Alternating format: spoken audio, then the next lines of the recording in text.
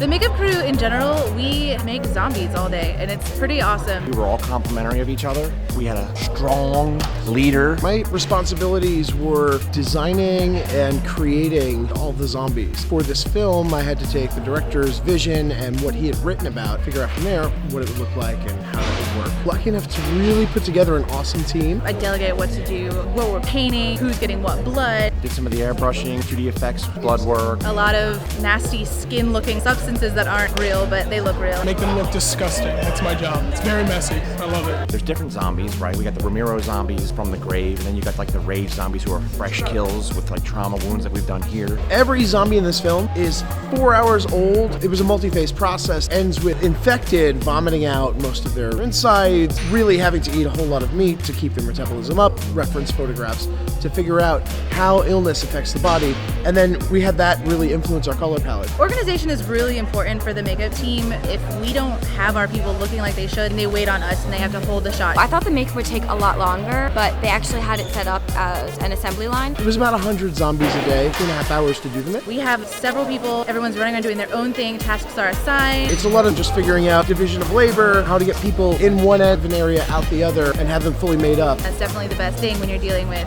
liquids being thrown at kids and adults. The first person would do prosthetics, and then the next person would do some airbrushing, and the next person would do some pigment, some paint, filling in, and then the last part was blood. I was covered in it. It's actually kind of hard to get off, but I mean, that means I did a good job. We gave ourselves a library of prosthetics and traumas. We used reference photographs from day one for day two. At minute one, we would figure out what their wounds, what their traumas would be, and then we'd be able to reproduce that. We had Andy, who was the actual actor, zombie actor.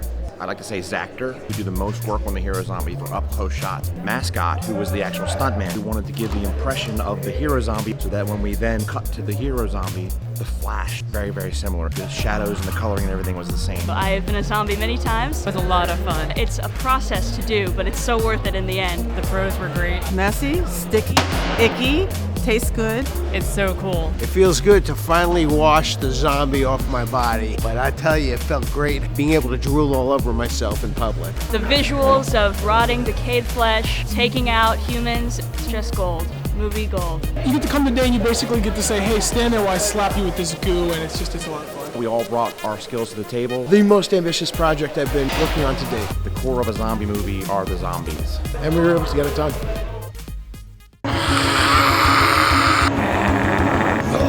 Yeah.